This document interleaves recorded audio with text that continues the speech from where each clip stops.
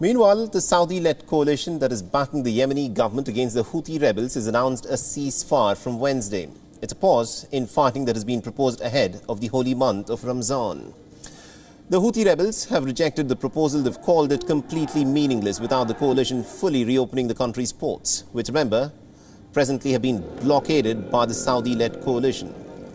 Several such efforts in the past have completely failed. There is no independent confirmation on whether the hostilities between the Saudi-led forces and the Houthi rebels have in fact been halted because of this announcement of the ceasefire. A spokesperson for the Saudi-led coalition has said that it will take steps and measures to make the ceasefire successful.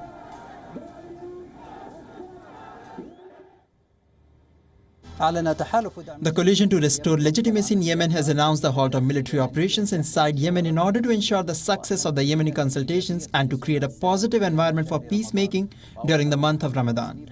The coalition official spokesperson, Brigadier General Turki al-Maliki, stated that the cessation of military operations inside Yemen came in response to the request made by the Secretary General of the Gulf Cooperation Council, Dr. Naif al-Hajraf, which aims to create favorable conditions needed for successful consultations and to achieve security and stability in Yemen.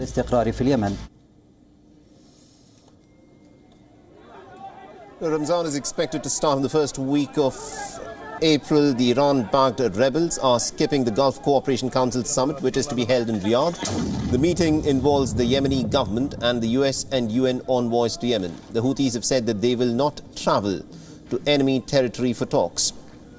The Iran-backed Houthis called for a 3-day truce on Saturday, and the offer came at a condition that the Saudis end their blockade and airstrikes and remove the coalition forces from Yemen. Meanwhile, on Sunday, the Houthis said that an agreement had been reached to free 1,400 of their fighters in exchange for about 823 pro-government personnel. This included about 16 Saudis and 3 Sudanese. The last prisoner swap between the Saudi-led coalition and the Houthi rebels had happened back in October 2020.